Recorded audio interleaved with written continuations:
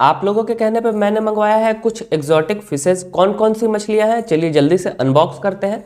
साथ ही इन exotic fishes का मैं ब्रीडिंग भी करवाऊंगा। आज से 15 दिन पहले मैंने इनको ऑर्डर किया था और पिछले 12 से 13 दिनों से ये ट्रांसपोर्ट में ही है, तो ये काफी लंबा सफर तय करके आई है और पिछले 7 दिनों से मैं इनके स्वागत का तैयारी ही कर रहा हूँ। मेरे पास ये कुछ प्लास्टिक के बॉक्स है जिनको मैंने कबाड़ी वाले से तो नहीं लेकिन मार्केट से खरीदा है। इनके अंदर ये मछलियां काफी आसानी से रह लेंगी। मैंने टोटल 4 वैरायटी ऑर्डर किया है, लेकिन यहाँ पर आपको 3 ही प्लास्टिक बॉक्स दिख रहा होगा। एक वहां उस कोने में है, उसके अंदर मैंने कुछ प्लांट्स रखे हैं। वैसे तो ये डब्बे बिल्कुल नए हैं तो हमें धोबी से धुलाने का जरूरत नहीं है, बस इस तरह से पानी से मैं इनको ऊपर से हल्का हल्का साफ कर लेता हूँ। ठंड का मौसम है, ये डब्बे काफी नखरा कर रहे थे नहाने में, फिर भी मैंने इनको अच्छे से साफ करके नहलाकर इनके अंदर पानी भर दिया है। अब थोड़ा टच देने के लिए मैंने 5 से 6 ड्रॉप एंटी क्लोरीन के इन तीनों में डाल दिया है और अब हाफ स्पून के करीब मैं रॉक सॉल्ट इन तीनों के अंदर डाल देता हूं। रॉक सॉल्ट और एंटी क्लोरीन पानी के अंदर से क्लोरीन और बैड बैक्टीरिया को भगाएंगे, तो इसके लिए मैंने पानी को अच्छे से चला दिया ताकि रॉक सॉल्ट और एंटी क्लोरीन पानी के अंदर पूरा इक्वली हर जगह पे स्प्रेड हो जाए।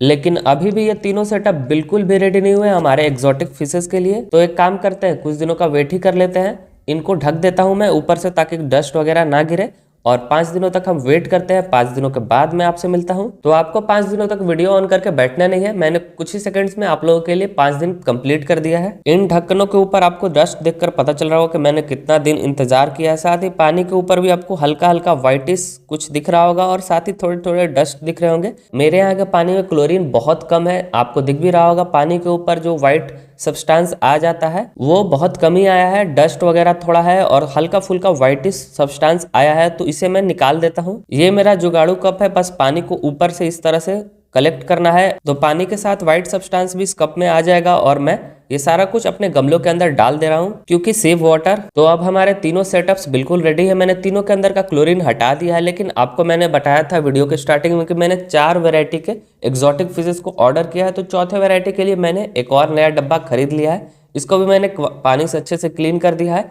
और यहाँ पर ये तीनों में से मैं थोड़ा थोड़ा पानी लूंगा इस नए डब्बे को भरने के लिए। अगर मैं नया पानी यूज करता हूँ तो मुझे फिर से वही 5 दिनों का प्रोसेस शुरू करना होगा, लेकिन इतने ठंड में ये काम नहीं करना चाहता। तो इन चारों के अंदर मैंने इक्वल रेशियो में पुराना वाला पानी जो 5 दिनों तक हमने इन तीनों के अंदर रखा था उसको मैंने बराबर बांट दिया है। फिर ऊपर के खाली स्पेस को भरने के लिए मैंने फ्रेश पानी यूज किया है। इसके बाद मैंने 2 बूंद जिंदगी के यानी मिथिलीन ब्लू 2-2 ड्रॉप इन सभी के अंदर डाल दिया। अगर हमारी नई नवेली मछलियों को कोई फंगल इन्फेक्शन होगा तो उससे वो प्रोटेक्ट रहेंगी।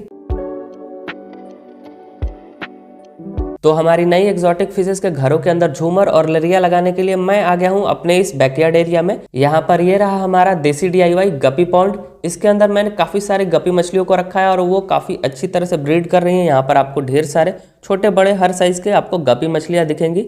यहाँ पर आपको काफी सारे बच्चे भी भागते हुए घूमते हुए दिख रहे होंगे, लेकिन हमें इन मछलियों से आज तो काम नहीं है क्योंकि हमें इनके घर का जो ये पौधा है इसे लेना है। ये है गपी ग्रास, ये काफी अच्छी तरह से इस पॉन्ड के अंदर ग्रो हुआ है और छोटी मछलियां इन पौधों के अगल बगल छुपी रहती हैं। साथ ही इन पौधों के आसपास जो छोटे छोटे जीव जंतु पैदा हो जाते हैं उन्हें मछलियां खाती हैं। तो हमारे नई मछलियों यानी एक्सोटिक फिशेस जो मैंने मंगवाया है अभी तक तो आपको समझ में आ गया होगा, नहीं समझ में आया तो आप थोड़ा वेट कीजिए। उन मछलियों के ब्रीडिंग के लिए ये प्लांट काफी अच्छा रहेगा, तो यहाँ से मैं थोड़ा सा ये प्लांट ले लेता हूँ। तो गपी ग्रास मैंने अच्छी तरह से क्लीन कर दिया, वॉश कर दिया, जो भी डर्ट और सूखी पत्ती इसमें चिपकी हुई थी मैंने सारा कुछ साफ कर दिया है। और अब थोड़ा थोड़ा करके बस इतना इन सभी के अंदर मैं इन सभी जो सेटअप्स हमने रेडी किया है इनके अंदर थोड़ा थोड़ा इस तरह से डाल देते हैं। ये प्लांट इतना बढ़िया इतना शानदार है कि इसे कहीं सॉइल के अंदर या किसी पत्थर के ऊपर टिकाना नहीं पड़ता है, बस आप पानी के ऊपर इस तरह फ्लोट करा दो, तैरा दो और ये वहीं से ग्रो होने लगेगा। इसके अलावा मैं एक और चीज यूज करने वाला हूँ जो कि शायद ही यूट्यूब इंडिया में या फिर फिश ब्रीडिंग इंडिया में इसे यूज किया गया होगा। मैंने तो कभी नहीं देखा है, अगर आपने देखा होगा तो कमेंट करके जरूर बताइएगा। अगर नहीं देखा तो मैं हूं ना, मैं किस लिए हूं, मैं आपको दिखाता हूं। ये है हेयर एल्गी। ये एक तरह का काई होता है जो कि रेसे जैसा होता है, रुए जैसा होता है। ये ऑप्शनल चीज है, अगर आपके पास ये नहीं है तो आपको कहीं ढूंढने का, कहीं जाकर कहीं से कलेक्ट करने का जरूरत नहीं है। मैंने इसे इसलिए यूज किया क्योंकि छोटी मछलियों के नेचुरल फूड सोर्स में एल्गी भी होता है और मैं काफी लेजी हूँ, मैं कभी कभार मछलियों को खाना देना भूल जाता हूँ, तो इसीलिए मैंने अपने एक्सोटिक फिशेस के लिए उनका खाना पहले से ही स्टोर कर दिया है। अगर आपके पास गपी ग्रास भी नहीं है तो आप हॉर्नोट यूज कर सकते हो, रोटेला यूज कर सकते हो, water cabbage, water lettuce use कर सकते हो। वाटर कैबेज तो पानी के ऊपर तैरता है लेकिन उसकी जड़ें काफी लंबी होती है तो उसके अगल बगल मछलियां छुपती हैं। अगर आपके पास ये प्लांट नहीं है तो आपको कहीं ढूंढने का भी जरूरत नहीं है, आप नॉर्मल आपके घर पे मनी प्लांट होगा ही, आप मनी प्लांट यूज कर सकते हो। तो बातों बातों में ये चारों सेटअप बिल्कुल रेडी हो गया है मछलियों के रहने के लिए, लेकिन हमारी एक्सोटिक फिशेस को आने में 2 दिनों का और समय लगेगा। तो फाइनली हमारा ये पैकेज आ गया। सुबह से मैं इंतजार कर रहा था और अभी शाम का 6:30 बज रहा है और अभी जाकर मैं इसे रिसीव करके लाया हूँ। तो जल्दी से इसे ओपन करते हैं। सबसे ऊपर इन मछलियों का थोड़ा सा फूड रखा हुआ है। ये फूड काफी हेल्पफुल रहेगा इन मछलियों के ब्रीडिंग में। तो इसे रखते हैं किनारे और एक एक करके अपनी मछलियों को जल्दी से बाहर निकालते हैं। ये सभी काफी अच्छी तरह से पैक्ड है। यहाँ पर आप देखिए कोई भी प्लास्टिक दबा हुआ नहीं है, लेकिन पानी मुझे हल्का फुल्का लीक हर प्लास्टिक में दिख रहा है, क्योंकि इनके अंदर जो भी पेपर रैप किया हुआ है वो सारा गीला हुआ पड़ा है। लेकिन पैकिंग काफी अच्छी तरह से किया गया है। मुझे 2 से 3 प्लास्टिक खोलना पड़ा इन मछलियों को बाहर निकालने के लिए। और लास्ट वाला पैकेट तो पूरा सील्ड है, ऊपर से रबर बैंड लगा हुआ है और रबर बैंड हटाने के बाद पैकेट अंदर से पूरा सील है। तो पानी लीक करने का बिल्कुल भी चांस नहीं है, कोई भी पैकेट फूटा हुआ नहीं है। पैकिंग से मैं पूरा इम्प्रेस्ड हूँ। तो ये रहा हमारा पहला पैकेट। मैंने पूरा पानी इस डब्बे के अंदर उड़ेल दिया और पानी तो इस पैकेट का बहुत ठंडा है। साथ ही हमारी मछलियां भी आ गई यहाँ पर। अगर आप गौर से देखें तो आपको ये क्यूट क्यूट से व्हाइट कलर की गपीज दिख रही होंगे। ये है प्लेटिनम फुल व्हाइट गपीज। एक मेल है और एक फीमेल। और ये क्या,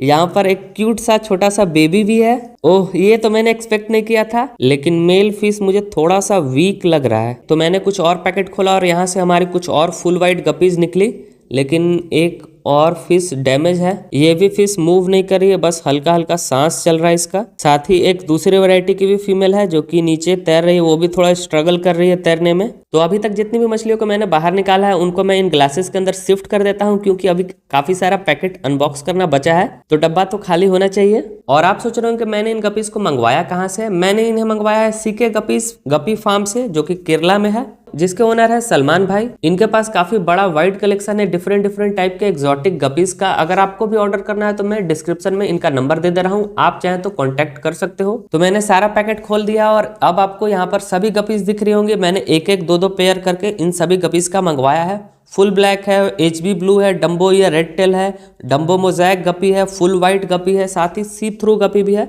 और हमारी 2 मछलियां अनफॉर्चुनेटली सर्वाइव नहीं कर पाई, वो पैकेट के अंदर ही मर गई हैं। और 2 मछलियां जो डब्बे के अंदर, उनको भी देख कर लग रहा है कि वो शायद सर्वाइव ना कर पाए। ये सब पार्सल डिले होने के कारण शायद हुआ है। तो इन सभी एक्सोटिक गपी मछलियों के हेल्थ को रिकवर करने के लिए मैंने इन सभी ग्लासेस के अंदर पानी भर लिया है। फिलहाल मेरे यहाँ पर ठंड काफी ज्यादा है, रात में 8-9 डिग्री सेल्सियस टेम्परेचर हो जा रहा है और पानी काफी ज्यादा चिल्ड हो जा रहा है, ठंडा हो जा रहा है। और अभी शाम का 7:30 बज रहा है, ठंडी हवाएं चलना शुरू हो गई हैं और ठंड धीरे धीरे बढ़ रहा है। तो इस ठंडे मौसम में मैं अपनी गपी मछलियों को रात में बाहर नहीं शिफ्ट करने वाला हूं। जो हमने सेटअप से रेडी किया था उसके अंदर नहीं शिफ्ट करूंगा। तो इन थकी हुई, इतना लंबा सफर तय कर आई हुई इन एक्सोटिक गपी मछलियों को मैं पूरे रात के लिए कैसे सर्वाइव कराऊंगा, अगर आपको ये जानना है तो आप पार्ट 2 का वेट कीजिए। मैं मिलता हूं आपसे पार्ट 2 में।